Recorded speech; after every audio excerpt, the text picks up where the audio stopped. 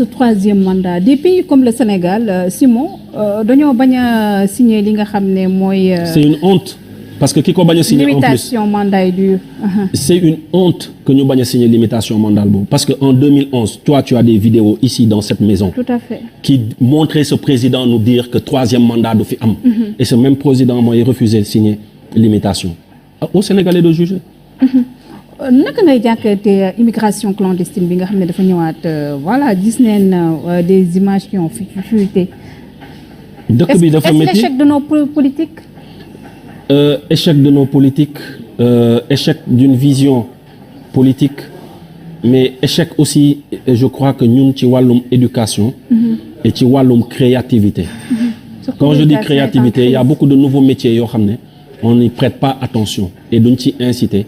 suñuy ndaw ñu ciy dem je donne un exemple aujourd'hui tu vas un peu partout en Éthiopie ils sont en avance surtout en termes d'artisanat xam nga en termes de nouveaux métiers même tey métiers yu ba da ngay gis kenn koo xam ne c'est des influenceurs ñu bëgg ko ñàkkal fayda c'est des nouveaux métiers tu vois aujourd'hui les jeunes au lieu de traîner de prendre tout leur temps à le mettre sur TikTok Instagram etc tu peux être un créateur de contenu tu vois et le monnayer, ça te permet d'avoir un emploi, d'être autonome, etc., etc., etc.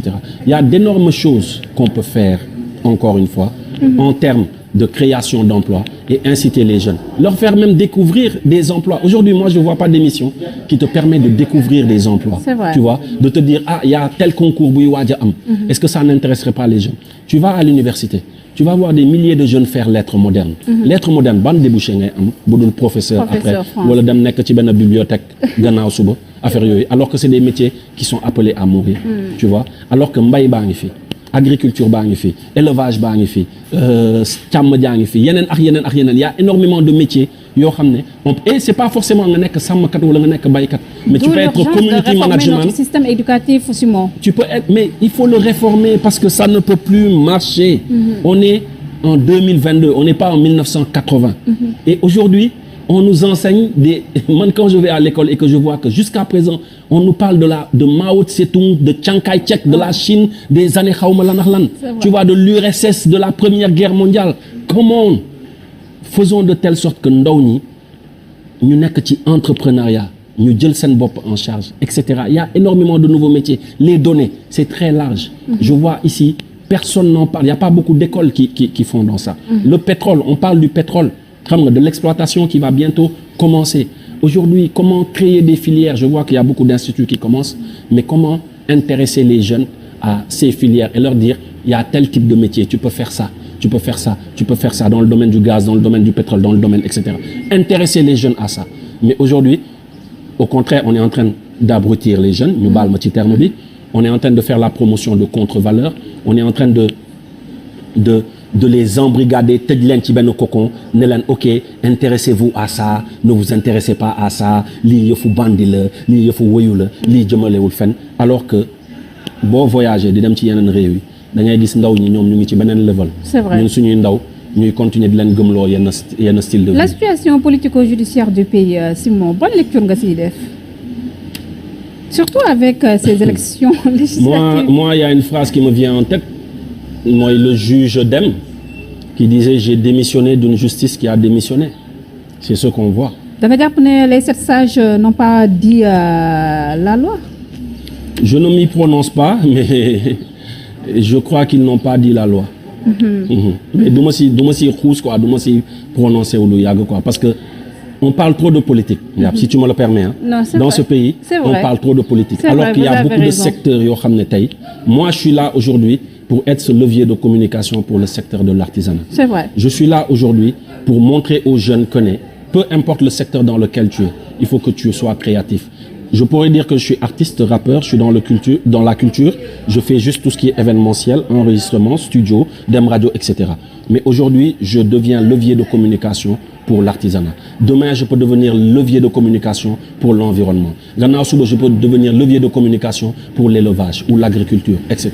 Donc, c'est ce genre d'idée que j'ai envie de donner aux jeunes et de leur dire, arrêtons à chaque fois de parler de politique. Mais alhamdoulilah, c'est la première fois semaine bi, quelqu'un ne me pose pas la question sur Adji Sarr Ousmane Sonko. C'est la première fois ma def émission, on ne pose pas. Mais comment on peut à chaque fois bassiner les Sénégalais avec ce genre de thématique, avec ce genre de politique, alors qu'il y a énormément d'autres choses qui se passent. Yeewu Askan Wi mais ñoom rek ñoo fi nekk. Je suis désolé. J'ai pas su ma neexee ma bañ a wax ci ñooñu parce que tey c'est des calendriers politiques qu'ils suivent. Xam nga mais créons d'autres agendas. Faisons de telle sorte que les jeunes soient bien sûr intéressés à la politique parce qu'il faut qu'ils aillent voter. Il faut qu'ils s'inscrivent. Aujourd'hui, il y a le retrait des cartes d'électeurs. Il faut que nous dem jëli seen carte. C'est vrai. Parlons de ça, mais parlons d'agriculture, parlons aussi de choses qui peuvent faire avancer ce pays. Loolu tax moi je préfère parler d'économie, parler d'artisanat, loo xam ne au moins nga nekk Benno, nga nekk Yewwi, am nga benn mbokk boo xam ne mu ngi ci artisanat bi dina ci gis boppam. Tout à fait. On va terminer avec une question. Xam naa mënuma am si moom fii te duma ko laaj. Problème avec la justice, affaire ya passeport yi. Comment tu as vécu la communication tout autour de ce problème? Et liberté provisoire, bi voilà, et ta santé, comment ça se passe, Simon? Bien sûr qu'on a vécu la communication très mal parce que certains te diront dañ ko jàpp ci passeport diplomatique, ce qui est faux. Dañ ko jàpp ci ay visa, ce qui est faux. Mais encore une fois, j'ai pas envie aussi de trop parler de ça. Parce qu'il y a une vidéo et un film qui arrive qui va faire la synthèse un peu de tout ce qui s'est passé. Il y a un morceau aussi qui va faire un peu la synthèse de tout ce qui s'est passé pour montrer au Sénégal la vérité, li xew. Mais ça a décrédibilisé un tout petit peu l'image de Y'en a marre gis nañ sax ba yow ak voilà mon frère Kilifeu ngeen def seen voilà retrait par rapport à tout. Non, mënul décrédibiliser Y'en a marre parce que la communication de Y'en a marre continue. La semaine dernière, tu as vu Tchad sur tous les plateaux. Tu as vu Aliou Sané communiquer un peu partout au niveau des médias. Y'en a marre, c'est un monstre à plusieurs têtes. Tu te dis pas que si j'ai Simon ou j'ai Kilifeu, je casse le rythme à Y'en a marre. On a vu que c'est pas vrai. On a vu que les frères continuent le combat. Nous, on prend du recul, c'est normal.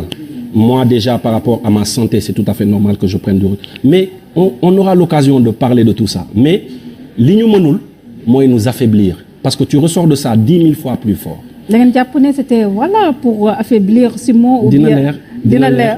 Voilà, yàggatul dara, il y a un procès qui arrive. Inchallah. Dina leer, il y a aussi nous, le jour où on va parler. Man, je te promets que dinaa ñëw toog fii ñu détailler ci détail par détail inchallah. Merci beaucoup Simon. Merci à toi ci invitation, merci ci seen professionnalisme. Daaw première édition bi ren deuxième édition bi yàlla na si yàlla def jàmm. Allahumma amiin. Beaucoup de réussite ak santé bi lépp yàlla na si yàlla def jàmm. Allahumma amiin. Merci beaucoup. Merci beaucoup. Merci aux internautes. C'était tout pour aujourd'hui. J'étais avec Simon artiste rappeur mu doon amal voilà deuxième édition bi nga xam ne rek daf ko jagleel li nga xam ne mooy consommer local kay solo fii c'est bien ça Simon. Voilà on se donne rendez-vous demain inchallah voilà beneen invité bu ñu nar a dalal yeneen thèmes yi ñu nar a waxtaanee d'ici là prenez soin de vous et